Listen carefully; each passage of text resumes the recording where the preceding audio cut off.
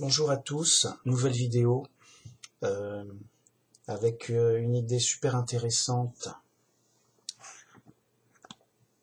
que j'ai travaillé pendant un certain temps dans mes réflexions, bien sûr. D'où le titre du sujet, ça va être sur le fait que Dieu est immuable et tout ce que cela suppose. J'ai trouvé ça intéressant parce qu'avec Dieu, on peut tout comprendre d'une certaine façon.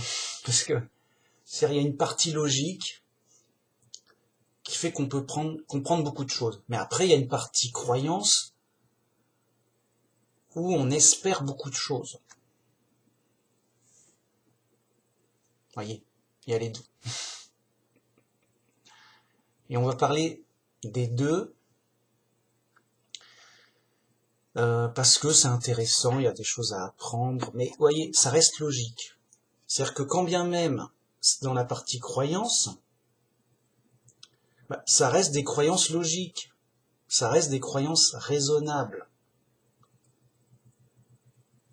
Il y a il y a une justification, il y a une explication qui se tient, quoi. C'est pas des croyances aveugles dans le sens farfelu qui tient sur rien, quoi.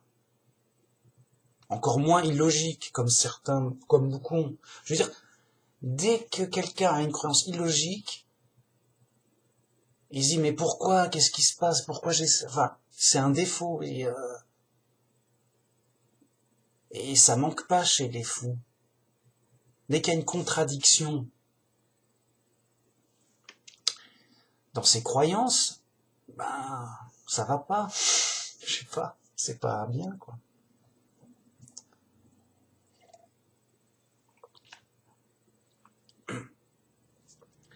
Et donc, vu qu'ici, on fait simple et logique, mec, si c'est pas simple, c'est pas intéressant. Et si c'est pas logique, c'est faux. Enfin, c'est pas intéressant non plus. Alors, évidemment, Dieu est immuable, c'est-à-dire immuable, quelqu'un qui ne bouge pas. Donc, Dieu ne change pas, ne bouge pas. Enfin, ne change pas, quoi. Ah, d'accord. Qu'est-ce que ça veut dire? Qu'est-ce que ça suppose? Eh ben, en fait, ça fait partie de sa définition, quelque part, c'est une sorte de façon de redire la même chose, vu que Dieu est un être vivant absolu. Qui dit absolu, dit constant, qui bouge pas, immuable. Tout ce qui est absolu est immuable, et tout ce qui est immuable est absolu. Donc, le fait de dire que Dieu est un être vivant absolu, eh ben, c'est une façon de dire qu'il est immuable, qu'il change pas. D'où ses caractéristiques objectives, par exemple, d'être éternel. Il est éternel, et il bouge pas, enfin, il change pas. Il va pas changer, quoi. Enfin, comment dire, éternel, c'est quelque chose qui dure tout le temps, qui a toujours duré, qui a toujours existé. Donc, il change pas, mais sur la durée, par exemple. Donc, il est tout puissant, omniscient et omniprésent. Omniprésent, ça veut dire qu'il est partout. Et comme il est absolu, ça ne bouge pas. Il n'a pas besoin de bouger, il est déjà partout. Déjà. Et ensuite, il ne bougera pas dans le sens où ça ne changera pas. Il sera toujours partout, il a toujours été partout. Pareil il a toujours été tout puissant. Ça changera pas, il sait tout, ça changera pas. Voilà. C'est comme ça. Alors, évidemment, c'est pas comme ça, c'est un savoir. Mais je vais pas refaire la démonstration de ce savoir à chaque fois, même si ce serait utile pour les ignorants et les fous. Quoique non, c'est pas utile pour les fous. Ils comprendraient pas des choses simples et logiques, puisqu'ils sont fous. Tu peux pas raisonner un fou, la raison ne fonctionne pas sur les fous. C'est pour ça que dans la Bible, Dieu a très peu utilisé la raison. Il utilise surtout l'amour pour dire « Je suis le Dieu qui vous aime et qui veut vous sauver. Ayez confiance. » Comme ça, le mec est fou, d'accord, mais ouais, pourquoi pas, ça me plaît. Enfin, il n'a pas besoin de réfléchir. Il dit bon, voilà, il y croit, voilà, c'est tout. S'il réfléchit, ça va devenir fou. Alors on va dire, bah pourquoi tu nous fais réfléchir, Manu Max? C'est mieux de pas être fou quand même. Mais bon, on va continuer, et vous verrez pourquoi. J'en étais où? Donc Dieu est immuable, il ne change jamais. Parce que c'est un être vivant absolu. Ses caractéristiques sont absolues, et donc immuables. C'est pareil. Ça change pas, c'est absolu, ok. Il y a un problème à ça. Souvent, on s'imagine quelque chose d'absolu ou d'immuable comme quelque chose de figé. C'est-à-dire, oh, il bouge plus éternellement, ok, c'est immuable, ça bouge plus, quoi, ça. Dans le sens, voilà, Dieu ne change pas, mais pas du tout. C'est-à-dire, il est figé. Il peut pas bouger, il peut pas parler, il peut pas réfléchir. Donc, c'est comme s'il n'était pas un être vivant, quoi. C'est comme si c'était un caillou. Enfin, même pas, voilà. Et donc là, il y a une mauvaise compréhension simple, c'est que comment dire, on se trompe sur quoi il est absolu, justement. Vous voyez? On se dit, ah, c'est totalement absolu, donc il est figé. Non, c'est son être qui est absolu.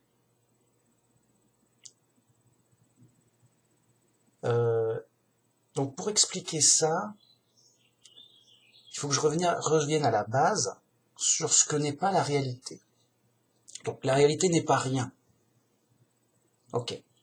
Sinon il n'y aurait rien. Voilà. Bien. Vous voyez, si la réalité n'était rien, ça donnerait un exemple d'un absolu immuable, mais figé. Il n'y a rien, et c'est éternel et immuable, ok, et il n'y a rien qui change de rien, c'est figé. Enfin, c'est, voilà, bon, ça donne un exemple. Ou alors, la réalité, imaginons que la réalité soit homogène, par exemple, la réalité ne serait que du fer à l'infini. Dans ce cas-là, ce serait absolu, ce serait immuable, rien ne changerait, il n'y aurait que du fer partout qui ne changerait pas, mais ce serait figé. Il y aurait que du fer. Point. À l'infini. Alors on pourrait se dire, oui, mais c'est pas possible. Oui, bah alors c'est pas possible, oui, c'est pas possible, ça n'existe pas. Donc la réalité n'est pas ça. Mais c'est pour donner un exemple de ce qui serait figé.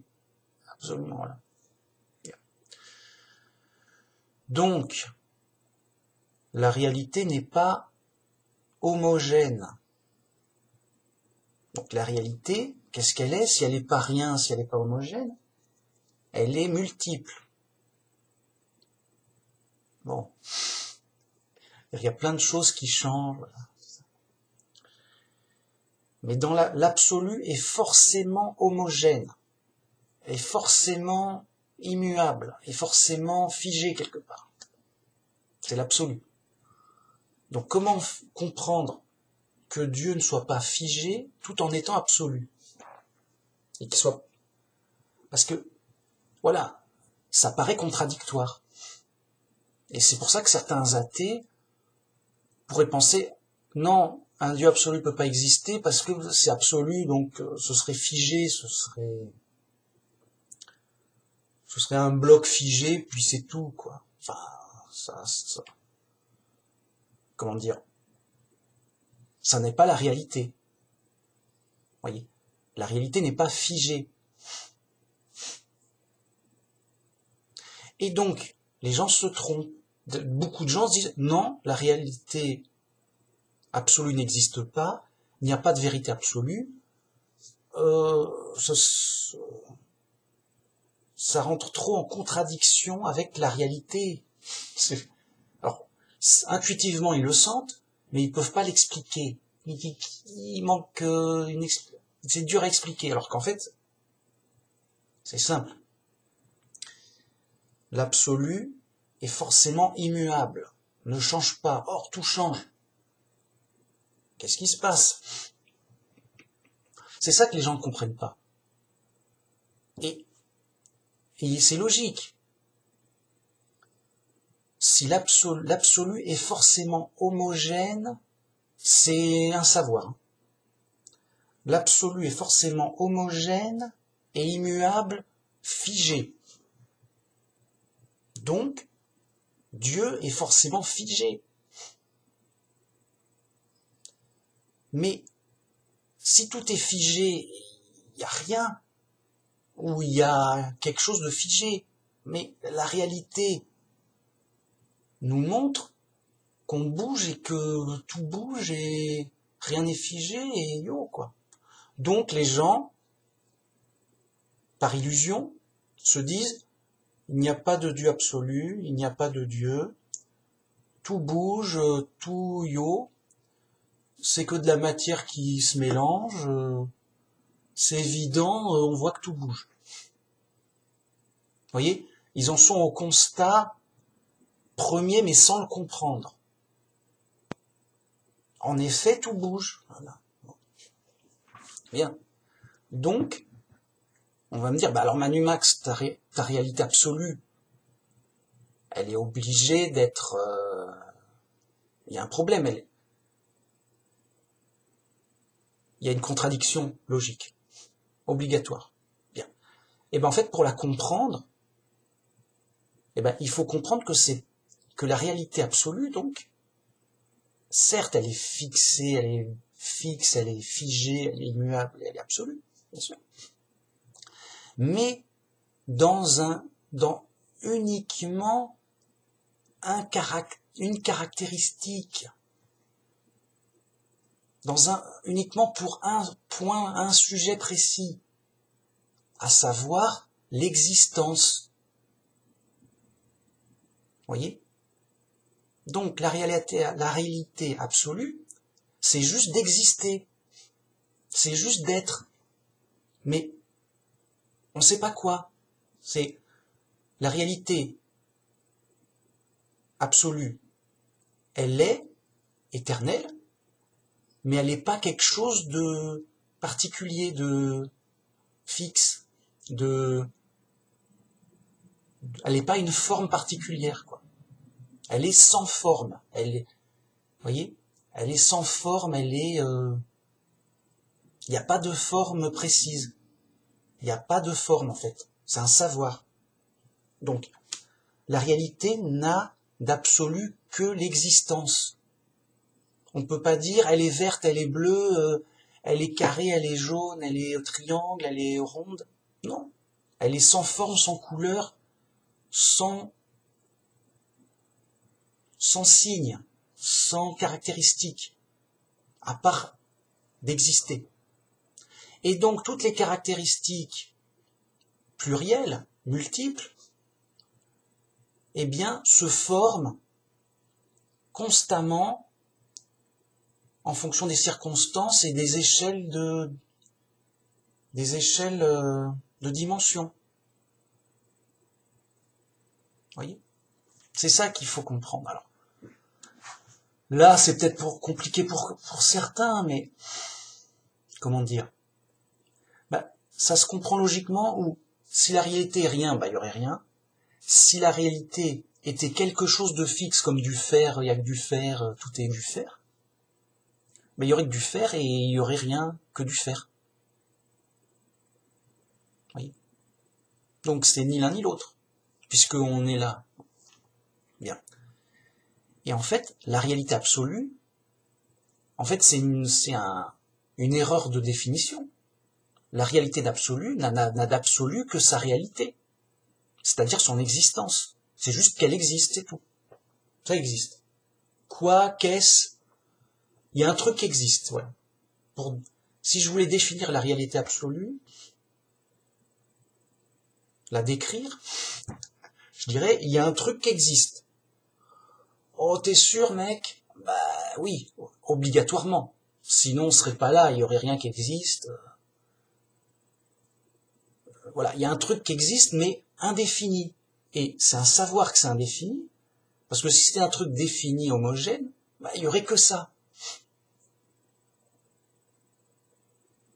Donc, la réalité absolue, c'est un truc qui existe, mais un truc indéfini, sans signe, sans caractéristique, sans forme, sans couleur. Voilà.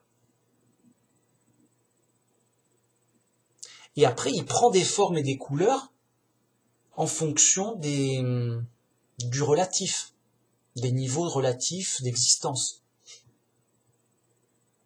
C'est peut-être compliqué ce que je dis, je sais pas. D'habitude, on fait simple. Pourtant, c'est simple, c'est simple, mais dans l'absolu. Les gens, il faut réfléchir, je sais pas. Bref. Donc, revenons à Dieu. Dieu, c'est un savoir, c'est la réalité même. Il est partout, il est éternel, tu peux pas le louper. C'est la réalité, Dieu. C'est là aussi, les gens disent quoi? Pourquoi? Bah pourquoi? C'est par définition, c'est obligé. Ok, mais alors Dieu, pourquoi ce serait quelqu'un de vivant, machin? Alors, on en revient à la preuve que Dieu existe, parce que on existe. C'est-à-dire que c'est pas le hasard, les humains sont pas faits tout seuls. On est sur un super robot avec un esprit quand même. Donc, la réalité absolue, c'est forcément quelque chose qui peut fabriquer de manière très sophistiquée un humain avec son esprit, parce qu'on est là. Si la réalité pouvait pas faire des humains, il n'y aurait pas d'humains possible. Si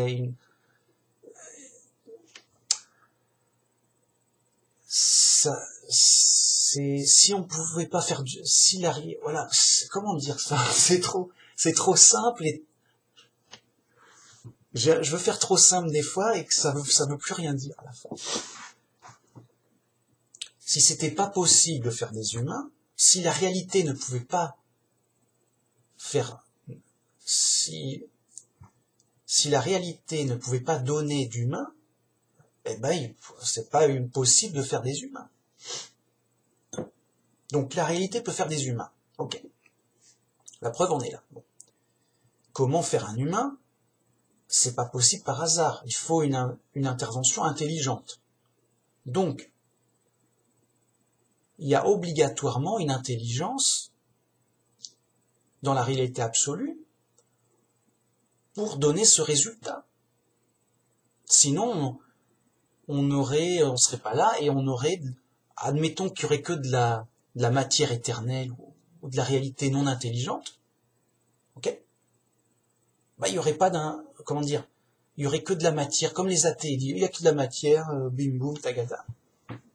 Et ben, il y aurait que de la matière, bim boum tagada. Il y aurait de la matière qui vend dans le chaos dans tous les sens.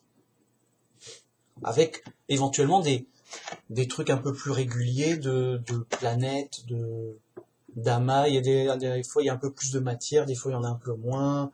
Des fois ça brûle, des fois ça refroidit. Bon, c'est des variances du chaos, quoi. Ça bougerait tout le temps et voilà. Mais il y aurait que ça. Donc, on est là, donc il n'y a pas que de la matière qui bouge dans tous les sens, chaotique au hasard et qui ne donne que un résultat hasardeux.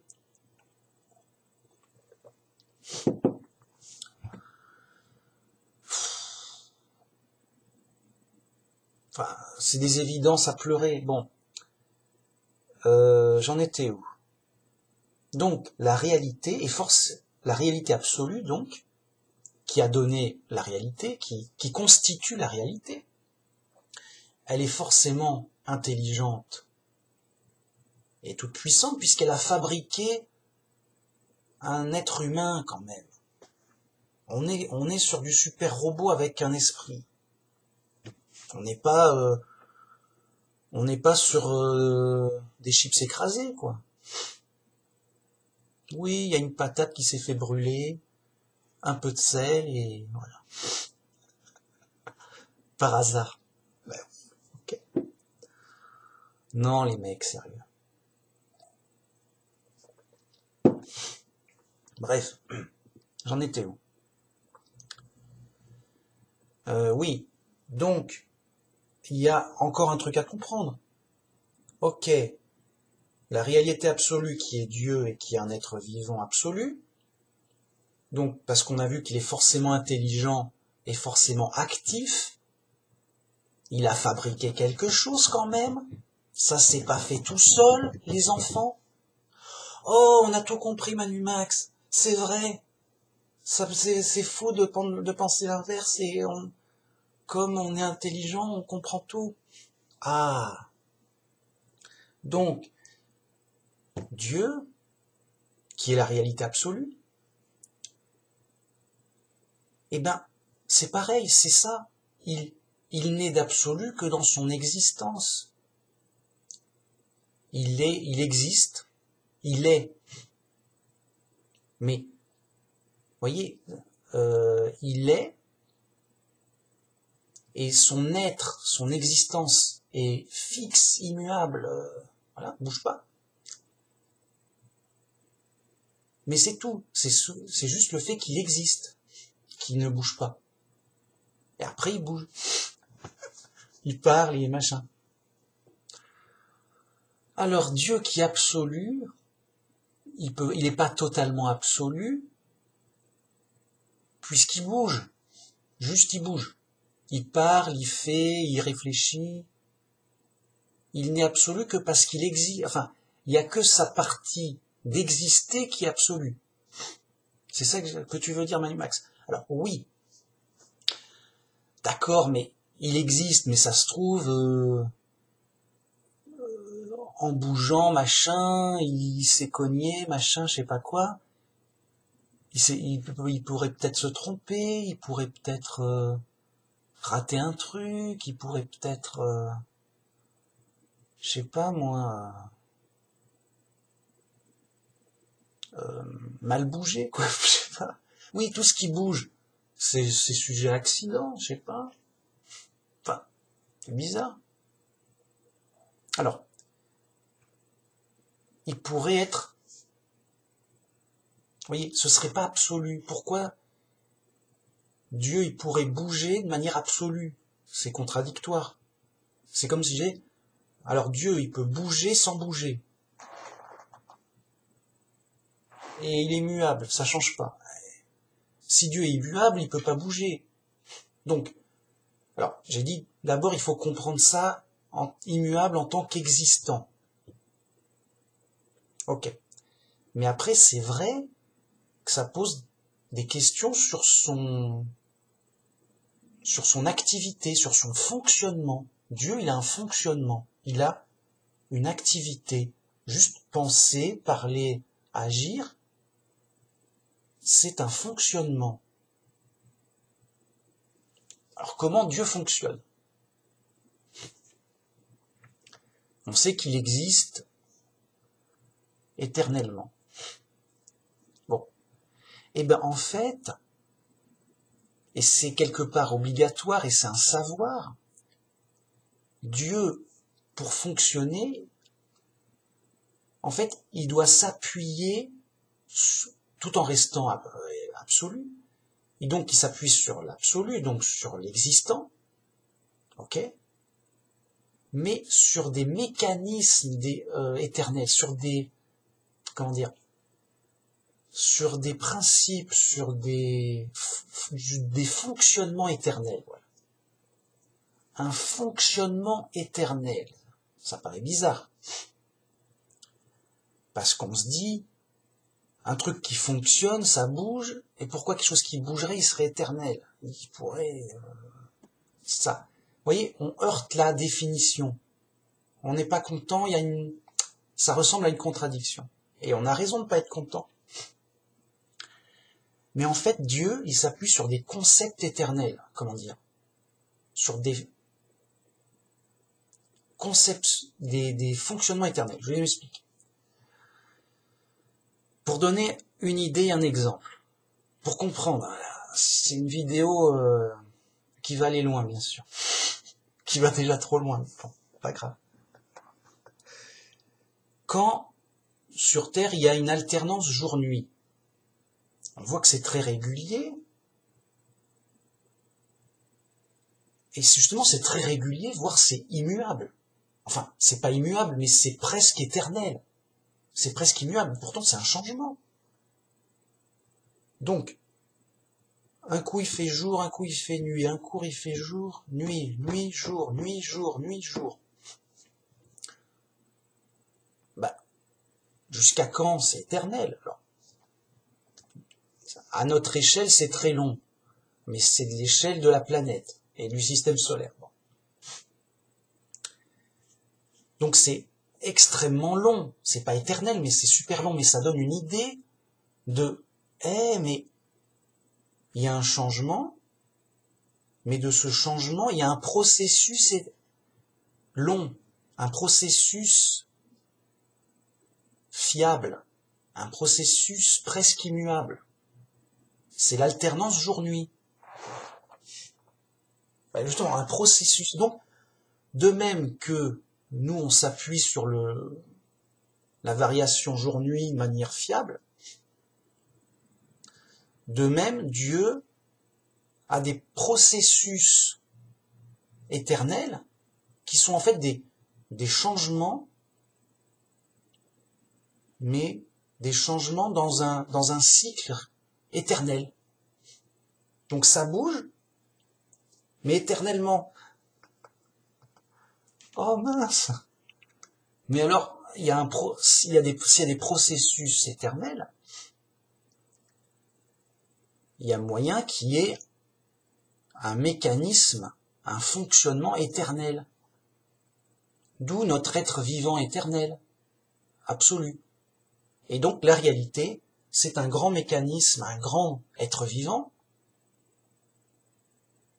qui s'appuie sur des mécanismes vitaux, entre guillemets, parce que ça nous dépasse, mais de vie éternelle, enfin, même peut-être pas entre guillemets, des processus de vie éternelle, c'est-à-dire de fonctionnement éternel, par des processus éternels, tout en n'étant que changement.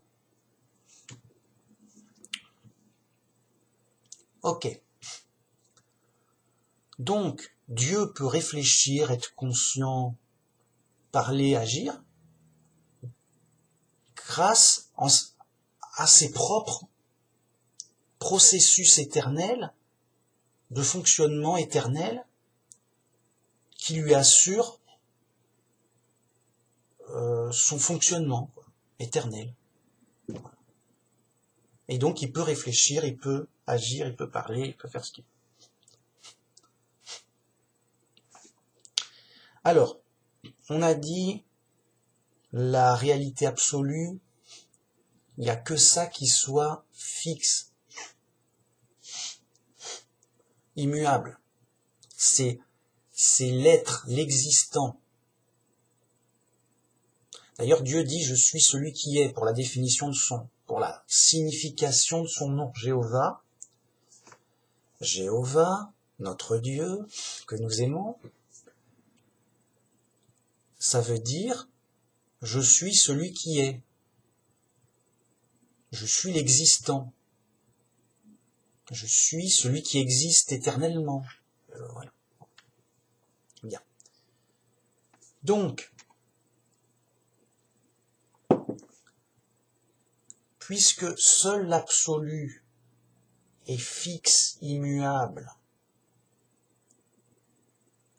voyez, tout le reste ne l'est pas. Donc, tout le reste est changement permanent. Enfin, oui, tout le reste est changement permanent. Tout le reste est variable. Bien.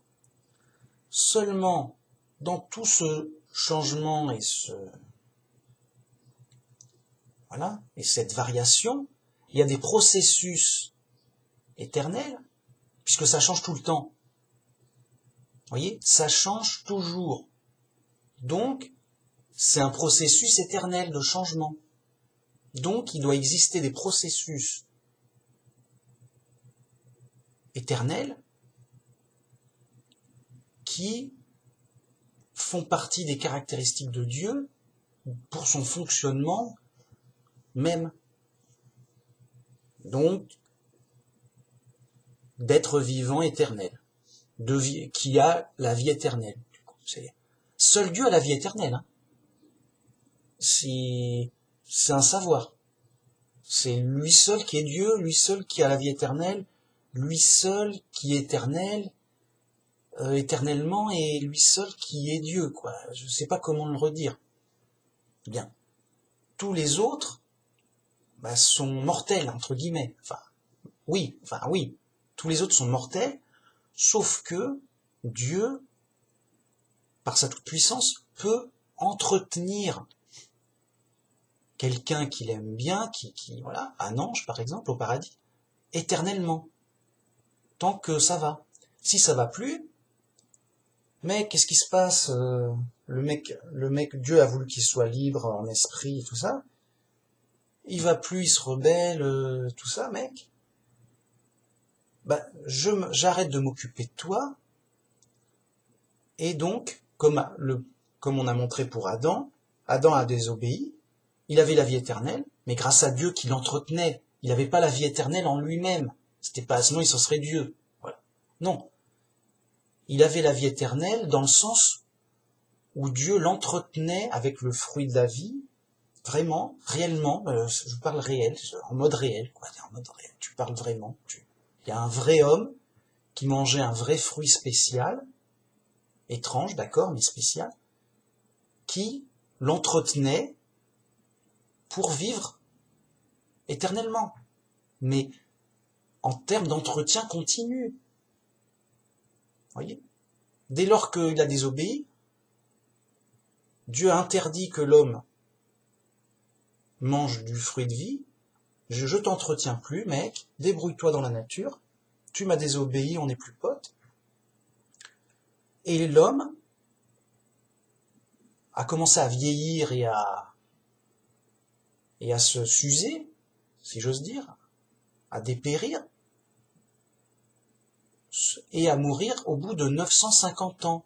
950 réelles années réelles de la vie réelle, avec un vrai homme qui est vraiment mort, qui a vraiment vécu, qui mangeait, il dormait, voilà. Tout réel, hein. On est vrai. Je sais pas comment le dire. Ok. Et donc Dieu, en fait, a arrêté d'entretenir et de réparer Adam pour qu'il perdure. C'est tout. Pareil, pour les anges rebelles, ils sont chassés du paradis, allez ailleurs et débrouillez-vous, machin.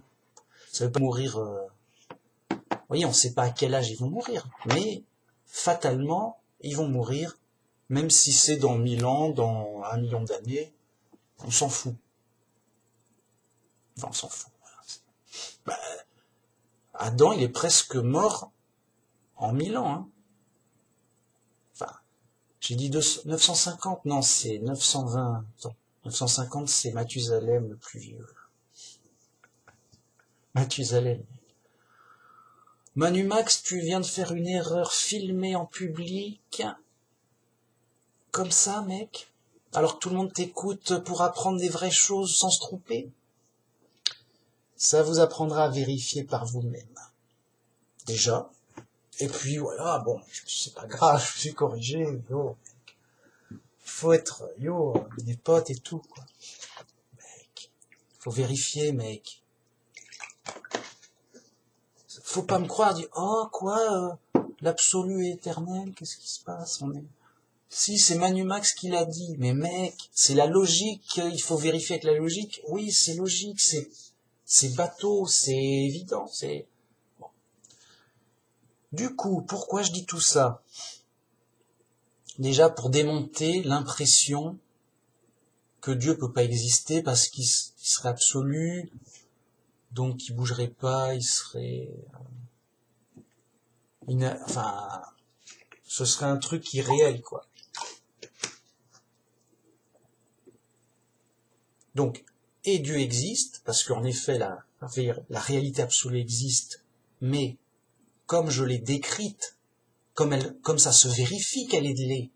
C'est-à-dire, c'est pas moi qui... Oui, j'ai vu la vérité absolue, je te la décris, mec. Toi, t'es aveugle, tu verras rien. Non, tu utilises la logique. Elle dit, bah oui. La réalité, elle s'appuie bien sur quelque chose qui existe, sinon on serait pas là. Bon, et cette chose, elle est forcément, à un moment, elle est forcément éternelle. Parce que ça peut pas s'appuyer sur rien. Donc il y a forcément quelque chose. Mais ce quelque chose, c'est quoi? Comme ça va dans l'infiniment petit, en fait, c'est quelque chose, c'est de l'existant, sans forme, sans forme, c'est-à-dire sans caractéristiques visibles, quoi. Ça change tout le temps, voilà. Enfin, dans sa visibilité. Mais dans le fond, ça ne fait qu'exister. Enfin, alors, j'en étais où?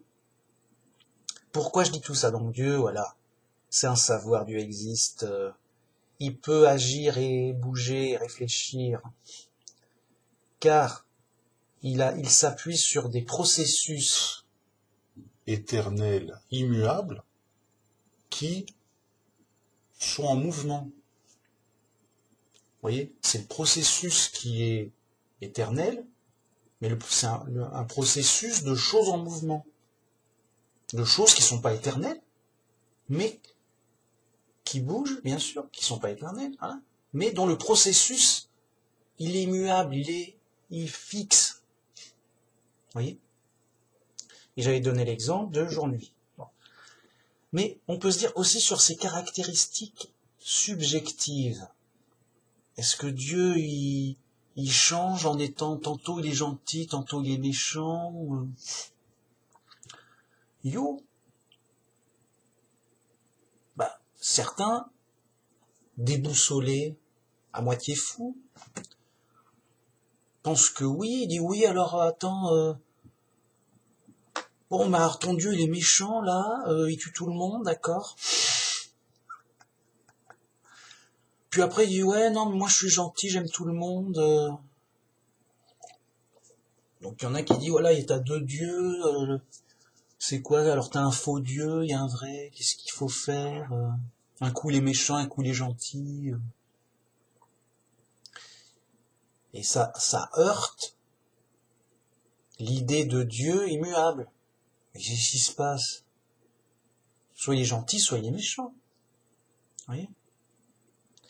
Et certains disent, bon, alors, il est gentil, mais alors il est tout le temps gentil, du coup, ben, il punit jamais personne. Il y en a vraiment, des chrétiens, souvent dans le New Age, souvent dans le New Age, ça se fait, de toute façon.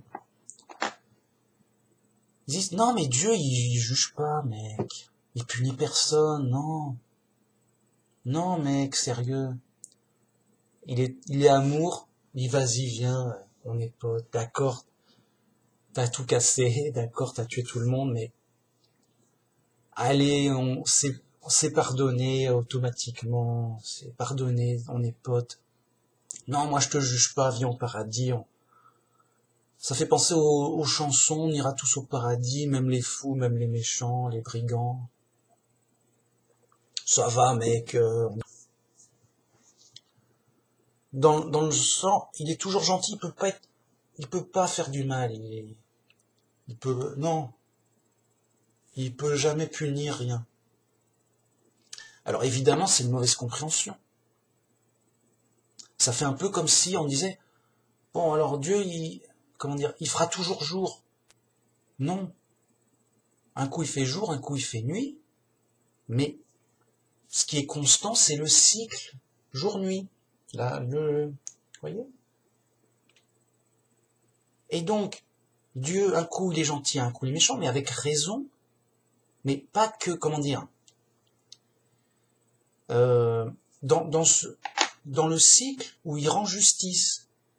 C'est-à-dire que Dieu punit, et on le voit dans la Bible clairement, et Dieu récompense, pareil dans la Bible, mais alors il punit ou il récompense? C'est selon la situation de justice, et Dieu est constant en justice. Et donc la justice, c'est quoi? C'est une rétribution de ce que tu mérites. Donc selon les circonstances, le mec a bien agi, il est récompensé. Le mec a mal agi, il est puni. Mais la justice est exécutée. Elle est constante. Elle est faite. Justice est faite. Vous voyez? Donc Dieu, il est constant en justice et en bonté.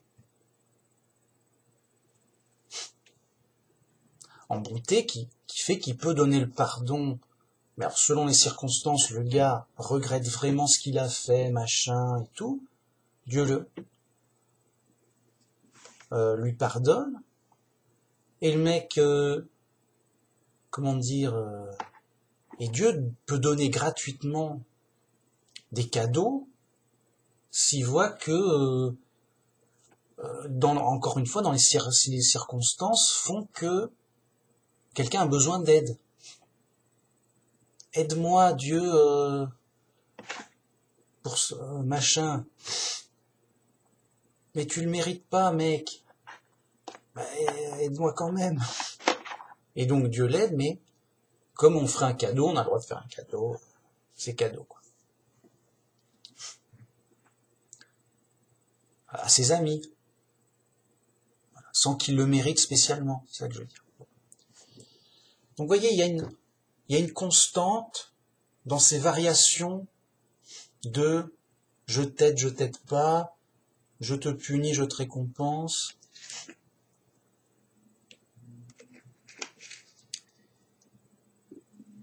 Il y a une variation, mais le cycle est constant. Et donc les gens se trompent, évidemment, à pleurer, en se disant, non, mais Dieu il change.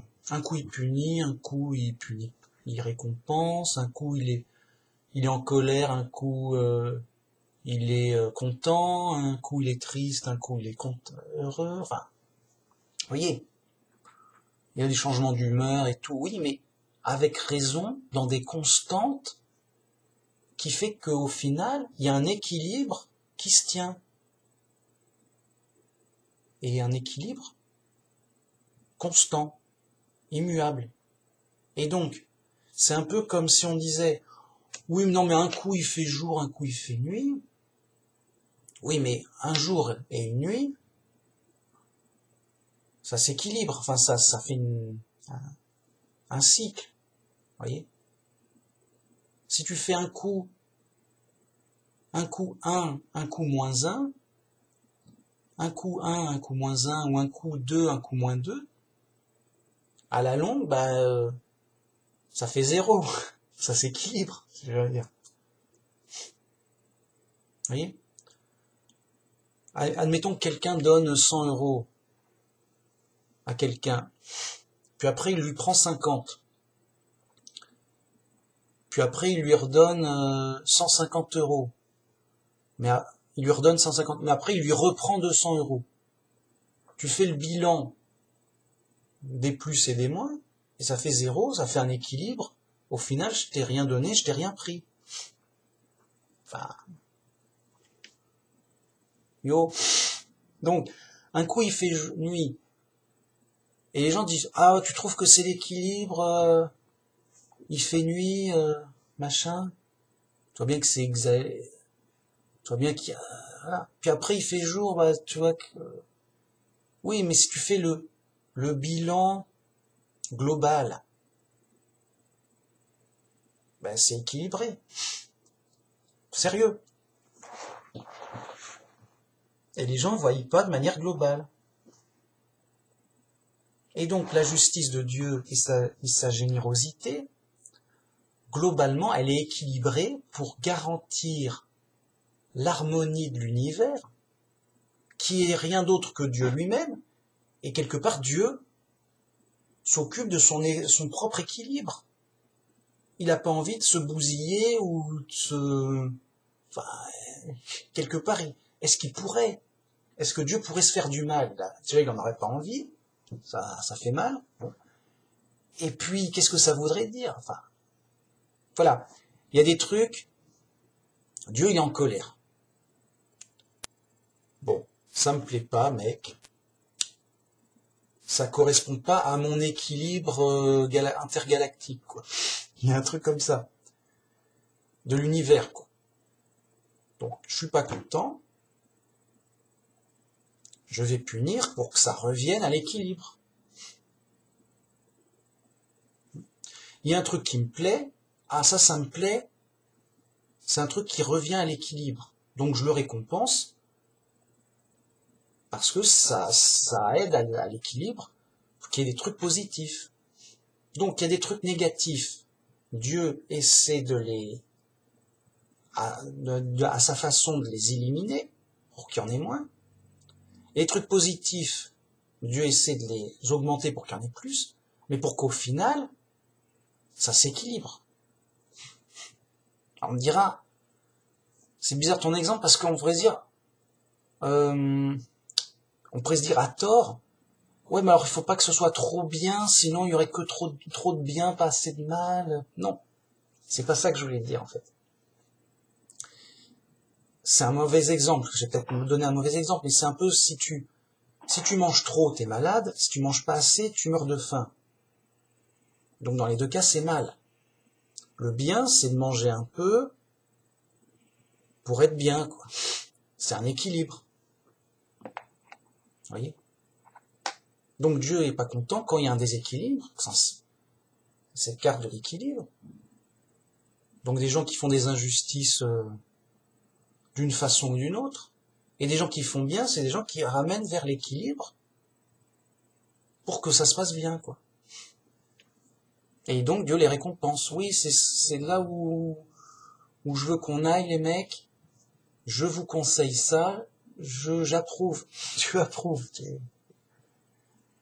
Voilà. Alors, oui, mais alors on voit pas Dieu qui punit. Alors ça, on explique, oui, mais c'est après la mort que Dieu rend son jugement et il y a plein de raisons logiques qui fait que, voilà, et voilà. Bon. Mais c'est pas le sujet. Le sujet, c'est pourquoi Dieu est immuable tout en pouvant changer, bouger. Enfin, c'est pas... Comment dire? Pourquoi Dieu est immuable tout en étant un être vivant qui agit, qui fonctionne? Et donc, il est immuable, un, dans son être d'exister, d'existant, ça, ok, et deux, dans ses fonctionnements, ses cycles de fonctionnement. Et donc, il y a le cycle, comme j'avais dit, de justice et de bonté. Et la justice et la bonté, c'est pour ramener vers un équilibre qui est à l'image de Dieu. Parce que comment dire, l'univers infini, c'est l'équilibre de Dieu qui est massif, qui est... Nous, on est juste un petit truc particulier, et donc Dieu, voyez, on ne voit pas l'équilibre de l'univers, c'est trop loin. Comment dire? Vous voyez, c'est un peu comme si c'est trop grand, on ne peut pas voir l'équilibre d'un si grand ensemble. Par exemple, on peut voir des petits équilibres sur les années, par exemple. Oh, un coup c'est l'été, un coup c'est l'hiver. Alors, un coup il fait chaud, un coup il fait froid. Bon, ok, mais en moyenne, ça s'équilibre. Oui, mais en été il fait trop chaud. Oui, mais après ça se calme. Oui, mais après il fait trop froid. Oui, mais globalement, la planète a une certaine stabilité d'équilibre. Si c'était tout le temps l'été, là, on partirait de plus en plus dans un déséquilibre. Alors pour la France, parce que ça dépend des pays, des saisons, mais voilà, globalement, sur la planète, quand c'est l'été en haut, c'est l'hiver en bas, et inversement. Donc il y a toujours l'été d'un côté, l'hiver de l'autre, ça s'équilibre. C'est évident à pleurer. Alors on me dira, bon, il y a toutes sortes d'équilibres. Mais là, c'est un exemple, sur le long terme, qui fait qu'année après année, avec une alternance été-hiver, été-hiver, été-hiver, eh ben, on a une certaine moyenne de température qui s'équilibre à peu près pour que ce soit comme normal, comme on connaît. Donc, bien sûr que dans l'univers, il y a des dangers, des catastrophes immenses, des trucs, mais dans tous les genres de trucs, mais ça s'équilibre. Et c'est Dieu qui fait que ça s'équilibre de telle façon que, au final, il y a une certaine harmonie. Donc, alors, pour le coup, c'est une croyance que Dieu harmonise les choses pour notre bien, quoi. Enfin, pour le, comment dire, pour le bien en général, quoi. Parce que j'ai dit, nous croyons que Dieu est gentil et juste. Donc, il est constant là-dessus. Mais c'est ma croyance. Il peut être constant sur l'injustice et la méchanceté. Ou sur une sorte de neutralité où il veut pas intervenir, il veut pas s'en occuper. Et en se disant, non, mais voyez, il a une, comment dire, ça dépend, il a une liberté de, enfin, c'est pas que, voilà. Je dis, il y a des constantes de son fonctionnement, mais j'ignore ces constantes de fonctionnement subjectives. Mais si Dieu est gentil et juste, il l'est de manière constante, et donc, il l'est réellement, mais dans un cycle plus large, qui fait que c'est immuable. Et donc, nous on attend un jugement pour que Dieu rétablisse la justice. Et donc, si Dieu punit ceux qui ont mal agi et qui récompense ceux qui ont bien agi, bah, il remet les choses dans l'équilibre. Voyez ? Sinon, ça irait de manière chaotique et de plus en plus déséquilibrée. Et voyez ? Donc c'est Dieu, par son jugement, qui impose son point de vue, son équilibre. Il veut que ce soit comme ça, c'est la volonté de Dieu. Et la volonté de Dieu, donc, nous croyons que c'est cet équilibre de bonté et de justice que Dieu fait à sa façon, pour des raisons, encore une fois, de bonté et de justice, raisonnables et justifiées, comme je l'ai fait dans d'autres vidéos, pourquoi c'est juste comme ça et pas autrement, etc. Vraiment, il y a pas de surprise bizarre. Hein. Oui, il y a une logique subjective et morale.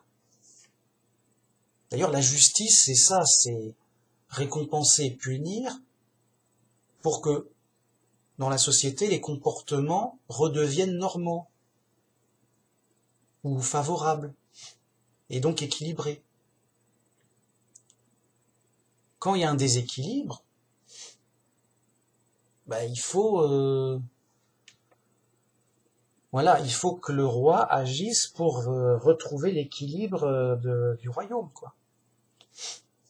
Donc s'il y a trop de brigands, le roi doit envoyer beaucoup de policiers pour les arrêter jusqu'à ce que ça cesse, quoi.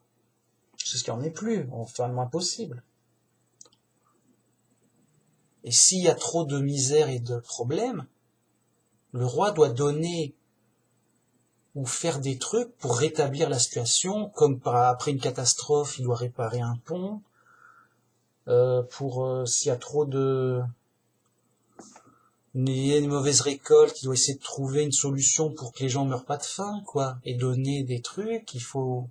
Voilà, un roi qui s'occupe de son royaume, il cherche un équilibre favorable selon son point de vue, et donc il veut que ça soit prospère et que ça se passe bien, et donc il se dit, bon, mon royaume, je vais punir les gens qui détruisent, si je les laisse faire, ils vont tout me casser, bien sûr, et je vais récompenser les gens qui construisent, et qui font des bons trucs, sur des protections, des ponts, voilà, pour qu'ils continuent, et que ça continue de bien se passer comme ça.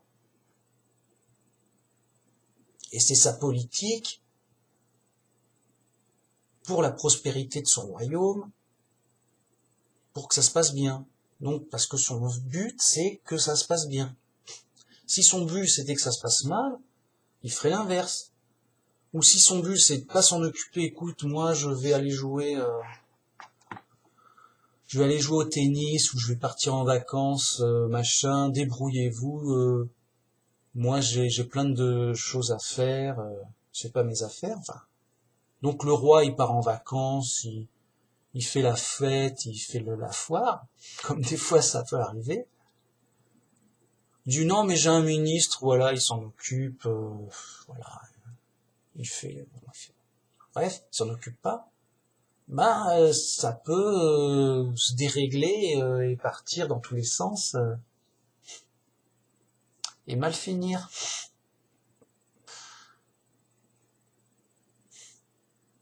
Bon, bref, voyez le délire, quoi. Donc, nous, chrétiens, nous croyons que Jéhovah, c'est notre Père qui nous aime. Donc, notre Dieu nous veut du bien, et quelque part, ça peut se raisonner ou se justifier en disant, Dieu étant la réalité, il nous a créés, c'est pas pour nous détruire. Enfin, il a fait une création, c'est sûrement pour un but. Sûrement pour un but de ressemblance ou un but positif. Et non pas, il nous a créés pour s'amuser à nous détruire. Ça serait bizarre. Bon. Ou pour laisser, il nous a fait sans but. Pour, voilà, il nous laisse comme ça, voir ce que ça donne. D'ailleurs, il sait déjà ce que ça donne, mais comme ça, pour s'occuper sans raison, quoi, voilà. Donc, nous croyons qu'il y a une raison. Nous croyons que cette raison est positive. Et que donc, il y a un but positif à tout ça. Que Dieu nous aime, seul Dieu est bon, et qui garantit l'harmonie de l'univers, et donc le bien de l'univers.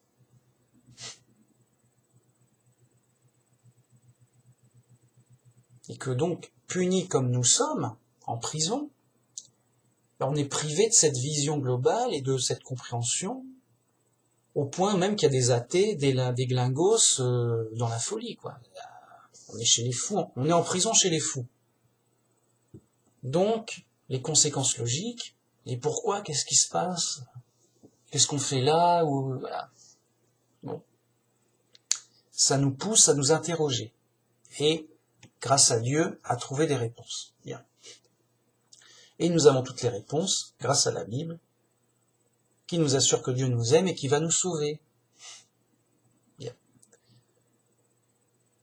Pour l'instant, nous sommes punis en prison, et c'est dur. Mais c'est justice.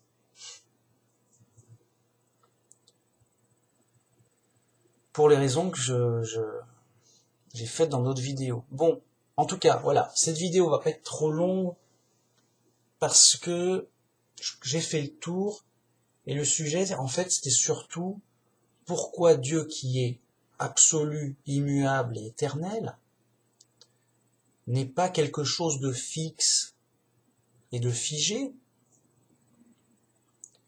mais qu'il est un Dieu actif, vivant, normal. Vivant, c'est comme un truc qui fonctionne, c'est un mécanisme, c'est, comment dire, déjà c'est voilà, un arbre, ça n'a pas d'esprit. Un arbre, c'est un robot immobile, mais un robot. Donc il y a toutes sortes de mécanismes informatiques qui fonctionnent, qui fait que, voilà, la vie c'est ça, c'est un mécanisme qui fonctionne. Bien.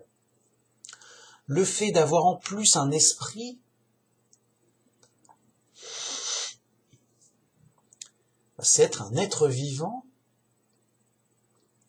Et donc, l'esprit, c'est un mécanisme qui fonctionne, mais tout autrement que la matière.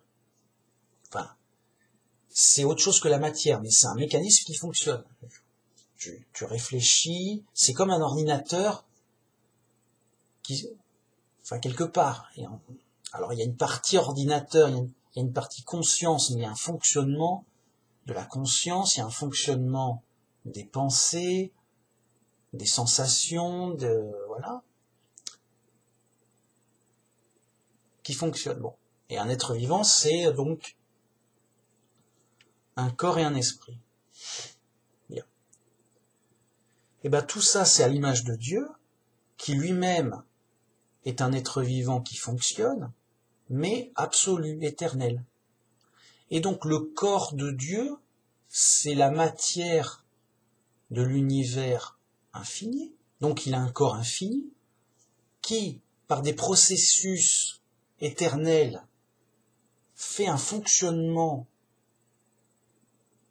infini et éternel de ce corps qui fait qu'il fonctionne. Et donc Dieu peut agir, peut réfléchir, il a un esprit qui fonctionne, mais sur des bases éternelles et infinies. Et on est à l'image de Dieu, bien que Dieu n'ait pas d'image, justement, car trop grand, enfin, trop infini, enfin infini tout court, mais il n'est pas trop infini, il est infini tout court. Mais voyez, dans ces processus, nous on a des processus relatifs, j'ai des mécanismes qui peuvent me faire réfléchir, j'ai des mécanismes qui peuvent me faire parler, j'ai des mécanismes qui peuvent me faire agir un peu de manière relative. Là, je peux bouger la main et bouger des choses. Bien. Dieu c'est pareil, mais de manière infinie, absolue, partout, tout le temps. D'où la force de la compréhension qu'on est à l'image de Dieu. On est un être vivant relatif. Bon. Ok, que donc Dieu, c'est notre Père qui nous aime. Là encore, on a des exemples relatifs. On a nos parents, en général nos parents nous aiment. Ah ok, ça colle. ça ressemble, c'est à l'image.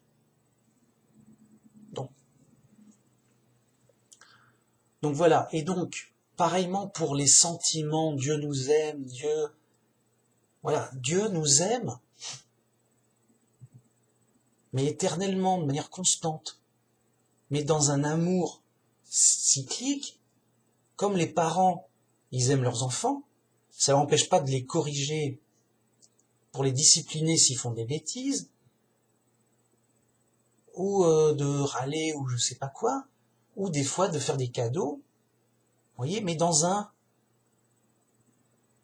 amour constant, familial. Ça donne une idée, quoi, je veux dire. En général, une idée générale. De même que le jour et la nuit fait qu'il y a un cycle constant, de même que les saisons fait qu'il y a un cycle constant. Ça donne une idée, bien qu'il y ait des variations normales de ce cycle. Et donc, Dieu est, de manière subjective, a des sentiments, qu'il nous aime, qu'il est juste. Eh ben, c'est ce qu'on croit, et donc, il l'est de manière constante,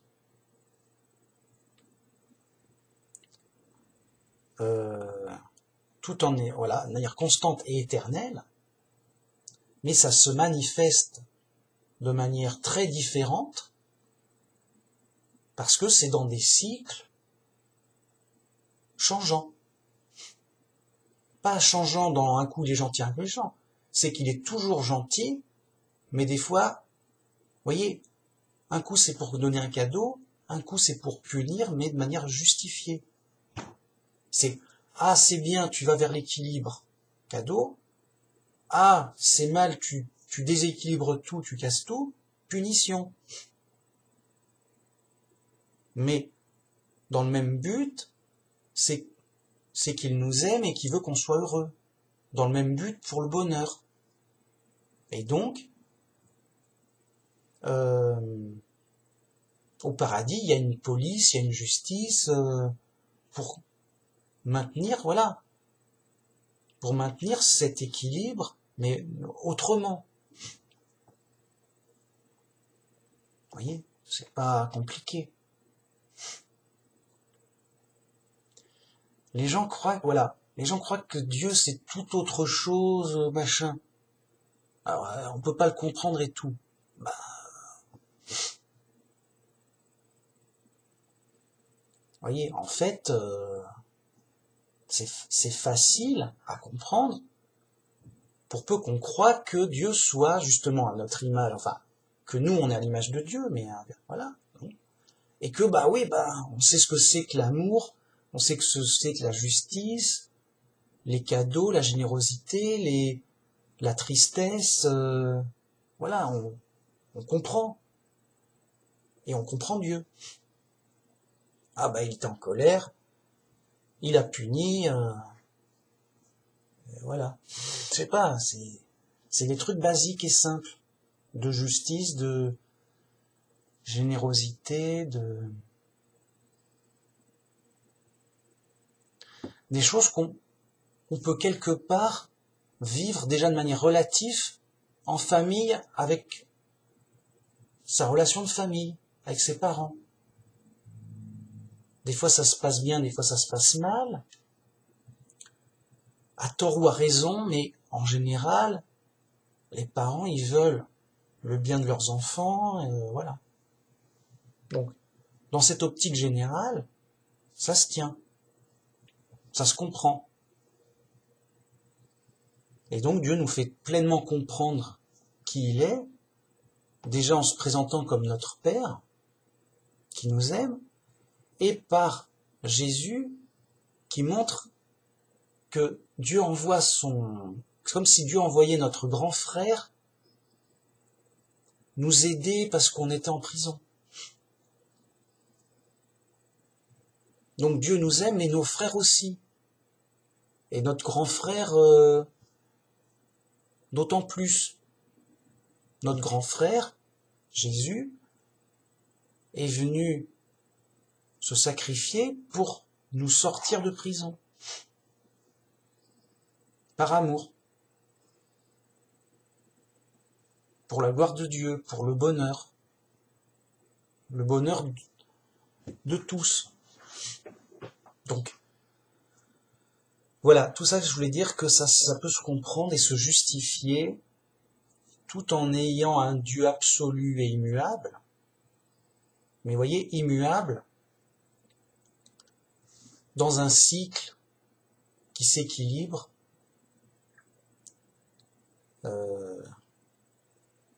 qui fait que cet ensemble est bon et juste.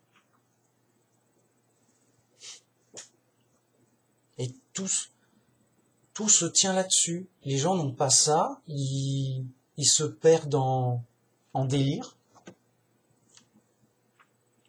Alors que ce sont des choses basiques mais globales, qui sont solides. Oui, ça peut être que ça, la logique l'impose.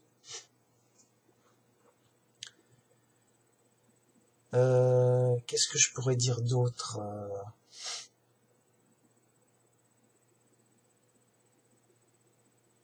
Voilà, il y a une partie de savoir.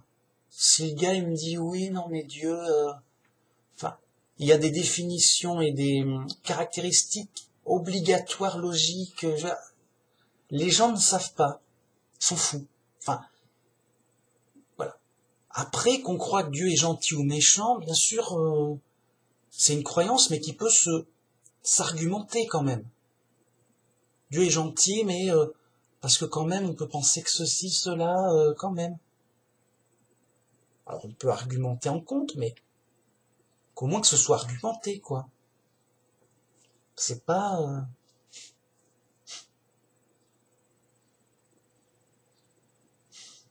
Voilà. Bien, bien, bien.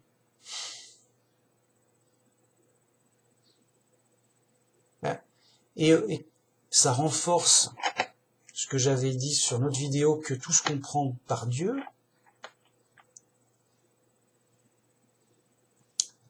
Parce que le fait donc de comprendre son côté immuable,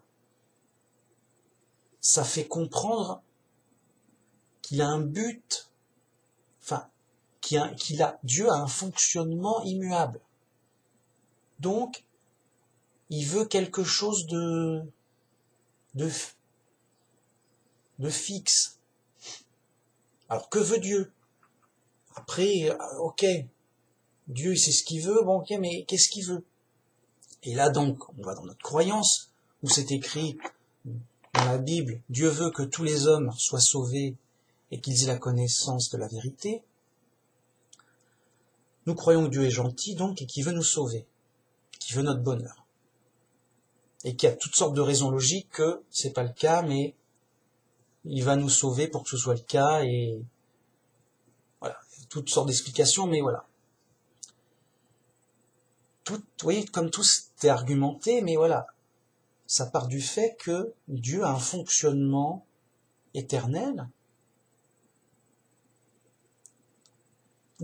où en fait il peut changer, où sa liberté c'est de changer, je vais plutôt le punir comme ci ou comme cela.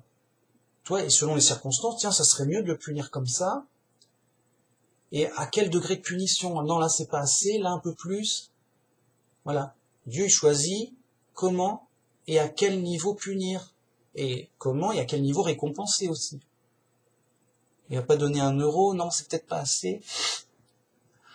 Non, il a quand même fait quelque chose de super, je vais lui donner tel truc. Et nous, on pourrait se dire, mais c'est trop sévère ou c'est trop généreux. Mais c'est notre estimation limitée et aveugle d'être humain. Déjà, donc, c'est à Dieu d'estimer les choses. Et c'est... Comment dire? Et c'est lui qui a la meilleure estimation du point de vue, non mais je fais comme ça dans tout l'univers, il est impartial, il dit voilà, ce que je fais dans telle galaxie, je le fais aussi ici. Hein. Et donc tout ça dans son but, Et nous croyons que, donc qu'il est bon, donc son but c'est notre bonheur, le bonheur de tous, et que donc ça rentre dans un équilibre pour arriver dans ce bonheur. Si c'est trop déséquilibré dans un sens ou dans un autre, ça va pas, ça fait du malheur. Vous voyez? Donc Dieu, il va punir ce qui va trop dans un sens ou trop dans l'autre, et il va récompenser ce qui va vers l'équilibre de son but pour un maximum de bonheur et de son but. Et donc nous croyons que Dieu est bon, gentil et juste, et qu'il faut l'écouter et lui obéir, mais avec une liberté d'intelligence évidemment, pour pas faire les fanatiques comme certains, et qui font plus de dégâts qu'autre chose, dans leur folie et que sais-je. Voilà, fous, les mecs sont fous. Et donc nous croyons que vraiment, par Jésus, dans le vrai christianisme de la Bible simple, on est dans la vérité, on est dans ce que veut Dieu, on est dans le bon chemin pour ce but, pour la volonté de Dieu. Voilà.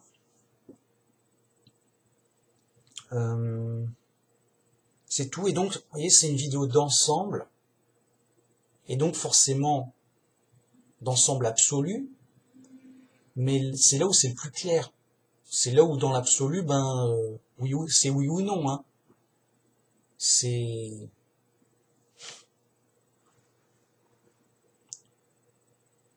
voilà. Comment dire? Aussi clair que j'ai essayé de... Voilà, mais c'est bien. En tout cas, très bonne vidéo, bravo Manu Max. Je suis content de moi. Okay. Merci beaucoup, à la prochaine pour une autre vidéo. Que Jéhovah nous aide, que Jéhovah qui nous aime nous guide et nous aide et nous sauve dans l'épreuve que nous vivons. Une épreuve qui nous forme, une épreuve qui nous... comment dire? Oui, qui nous forme et qui nous fait comprendre et apprendre plein de choses pour se perfectionner, et comme c'est écrit, soyez parfaits comme votre Père est parfait, c'est-à-dire dans son fonctionnement, comment dire, spirituel. Donc Dieu nous aime, Dieu est juste, soyons comme Dieu, soyons à l'image de Dieu, mais alors dans ses caractéristiques subjectives, donc dans la bonté, dans la justice et pour le bien de tous, pour les bonnes choses. C'est la volonté de Dieu pour le bonheur de tous. Et imitons Jésus pour être sûr et tranquille dans la bonne voie, malgré les épreuves du monde, malgré la folie du monde. Mais d'autant plus elle est évidente, d'autant plus on s'en prémunit, on s'en dégage. Plus on voit la folie du monde, plus on se dit, bon, oh, ok, c'est clair, c'est fou, c'est pas la bonne direction. Et donc, voyez, et tout ça grâce à Dieu, grâce à la compréhension qu'on a par Dieu, Jéhovah, un Dieu de simple vérité, où justement avec son esprit de simple humain, on comprend bien les choses simples, on comprend bien la logique simple des choses et de la réalité, au point même où c'est étonnant parmi les fous et les aveugles, de dire mais comment ça se fait que j'ai tout compris, alors que c'est simple et C'en est même étonnant. Je dis, mais j'ai tout compris, vraiment. Oui, c'est sérieux. Mince. J'ai tout compris simplement, avec de la simple logique banale. Heureux les simples en esprit, j'ai envie de dire, car le royaume de Dieu est à eux. Enfin, voilà, c'est simple. Ça reste difficile, parce qu'on est dans l'épreuve, on n'est pas au paradis, c'est chaud. C'est difficile, mais grâce à Dieu, ce chemin, comme Jésus, il donnait la vérité, il donnait la compréhension aux gens, et le vrai espoir, tout en ayant une vie difficile, et en montrant que oui, le chemin est difficile. L'épreuve, on est dans l'épreuve, on doit porter le fardeau de la prison, de notre vie. Mais voyez que on comprend tout simplement et qu'on va dans la bonne direction et qu'il y a un vrai espoir que tout se finit bien, mais tout se finira bien, mais après c'est mal fini. On va me dire, le problème c'est que ça va mal se finir. Ah, mais après ça se finira bien. Mais voyez, ça va mal se finir dans ce qui est visible et pour le monde, bien sûr. Mais c'est pas ça qui nous intéresse, puisque nous on a espoir que tout va bien se finir, mais après le monde, c'est-à-dire au paradis, après cette épreuve, après voilà. Et c'est ça qui est plus réjouissant, et qui est l'espérance et la foi, qui fait que on a un vrai but positif. Enfin, sinon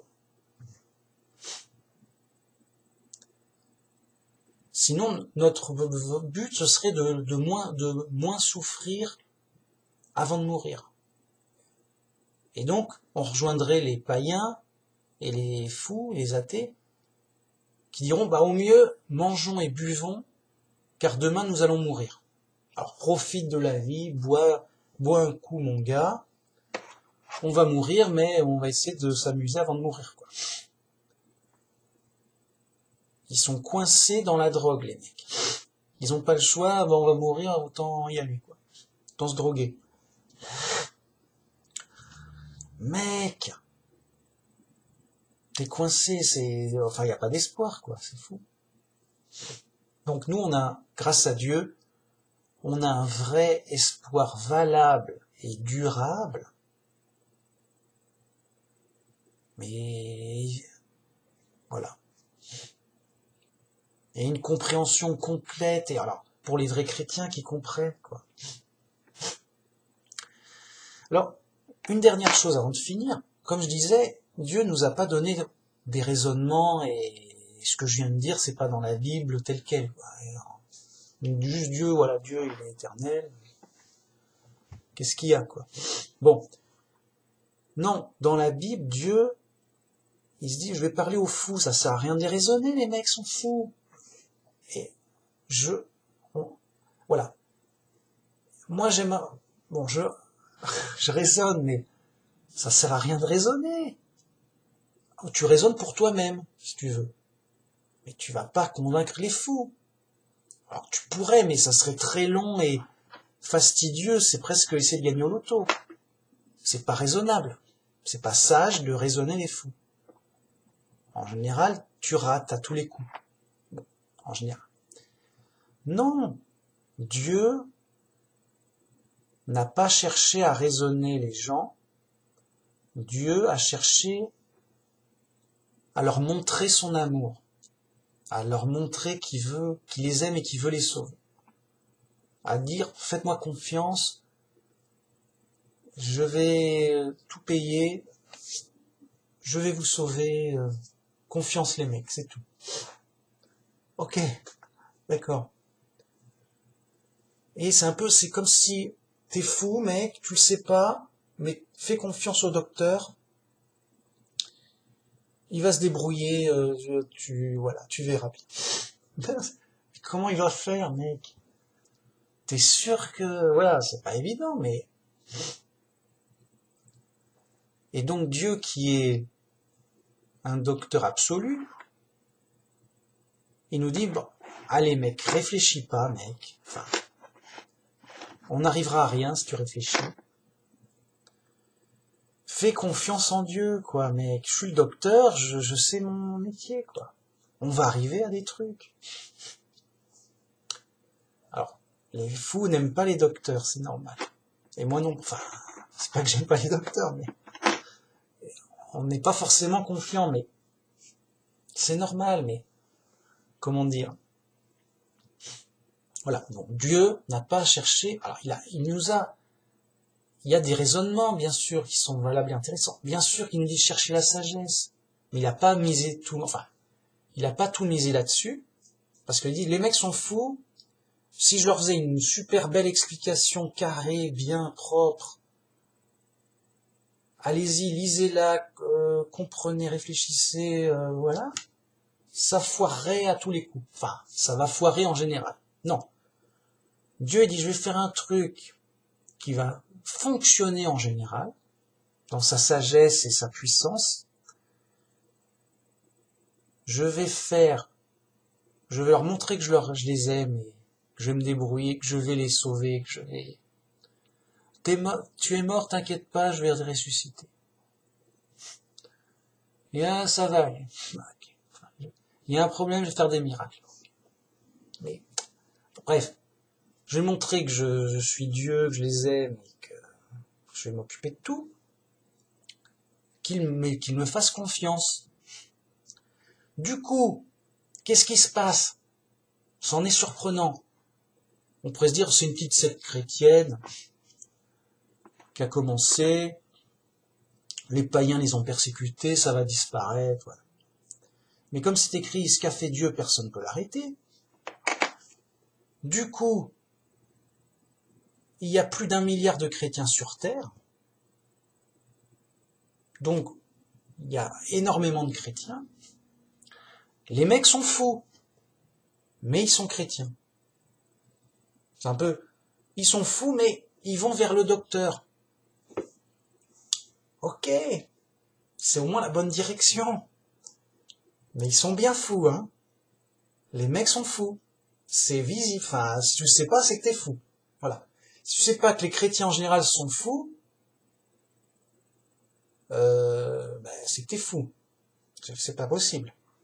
Je te le dis. Bon. Les mecs sont fous. Mais ils ont confiance en Dieu, ils vont dans la bonne direction, ils ont confiance en Jésus. Alors ça délire dégueulasse, hein. Mais ça va dans la bonne direction. Donc je sais pas comment Dieu va faire, mais par miracle, il va sûrement réussir à faire quelque chose pour les aider, pour les soigner, mais bon voilà, c'est le but. Vous êtes sauvés gratuitement, ayez foi en Dieu et en Jésus. Après c'est Dieu qui se débrouille, c'est cadeau. Mais les mecs sont fous dingues. Bah oui, mais alors, Dieu il peut guérir. Tiens, Paul, c'est un fou qui tuait les chrétiens, tout, machin, bien fur, voilà. Donner un exemple. Bien furax, bien énervé. Dieu, il a fait tac-tac, un coup sur la nuque. Il était déboussolé, qu'est-ce qui se passe? On est où, mec? Mais j'étais fou, qu'est-ce qui se passe, mec? Mais non, mais ça va. Oh là, les mecs, on est où? Je sais pas, ça l'a réveillé, un bon coup de... Tranquille, enfin, voilà, ça s'est passé comme ça s'est passé. Et du coup, c'est devenu un apôtre furax. Bien, alors, c'était pas facile, mais voilà. Ah, ok, d'accord. Ok, donc, du coup, vous voyez, c'est un peu pour guérir les fous.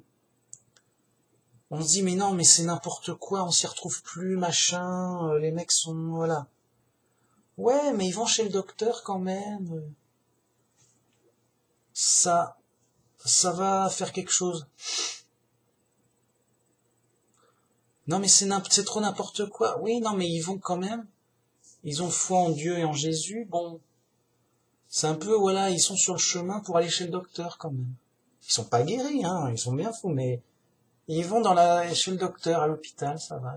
Enfin, c'est déjà la bonne direction. Ok. Et du coup, il y a plein de chrétiens et ça, c'est populaire, c'est bien. C'est, Dieu aurait juste dit la vérité, bien argumentée, bien logique et tout, et il y aurait très peu de chrétiens, quoi. Il y aurait une secte par-ci par-là, on serait une dizaine par-ci par-là, quoi. Là, on est à plus d'1 milliard. Donc Dieu a voulu se faire connaître largement. Tous les fous de toute la terre, venez à moi, je vous sauverai gratuitement.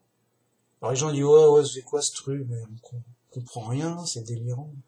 Mais, mais ouais, c'est quand même un Dieu qui nous aime. Voilà, et Jésus, voilà, il faisait pas l'hypocrite, il s'est quand même sacrifié pour nous. Si c'est vrai, voilà. Mec, ils se disent, bon, si c'est vrai, cette histoire, c'est quand même bien sympa, c'est quand même gentil, c'est quand même généreux. Il nous sauve gratuitement, voilà. Jésus s'est sacrifié pour nous sauver. Bon, quand même, c'est sympa. Ça nous a rien coûté, mec, y a pas d'arnaque. Donc tous les fous de toute la terre, ouais, bon, alors il y en a qui y croient, tant mieux. Il y en a qui croient pas, mais bon, j'y crois pas, mais ça a l'air, c'est sympa, j'espère que c'est vrai même. Il y a des athées qui disent, j'espère que c'est vrai, mais moi j'y crois pas. Vous voyez, il y a quand même une petite dose de sympathie, quand même. Et donc c'est très large, voilà. Allez les mecs, les païens, les antichrists, ce que tu veux.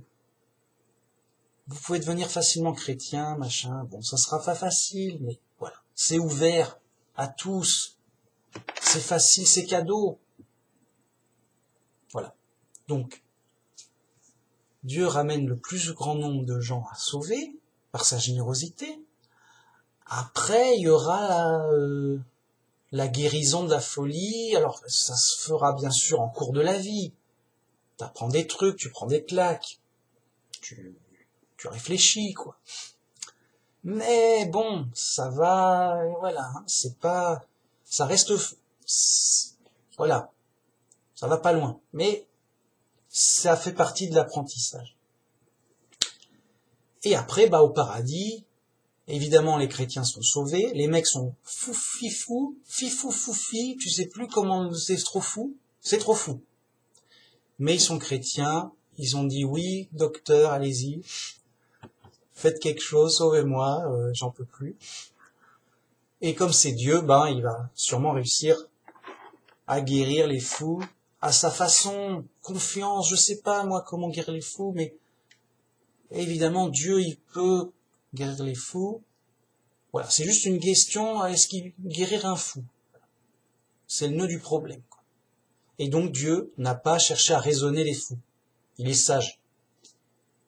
Essaye, tu verras. Ah, ça marche pas. Ah, tiens, on va faire ça.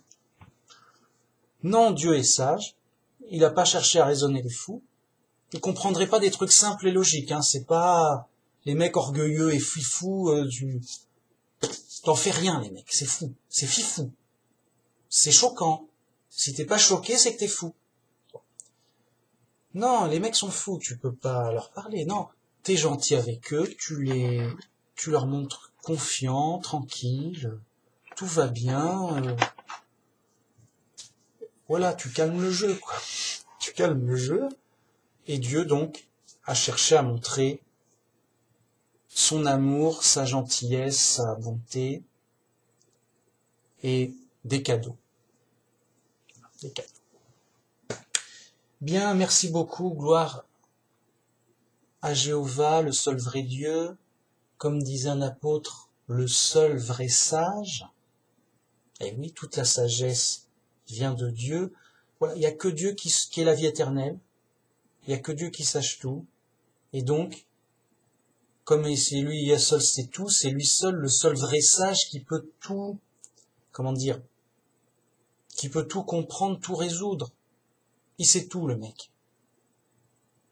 Donc c'est le seul vrai sage. Un sage, c'est quelqu'un qui sait.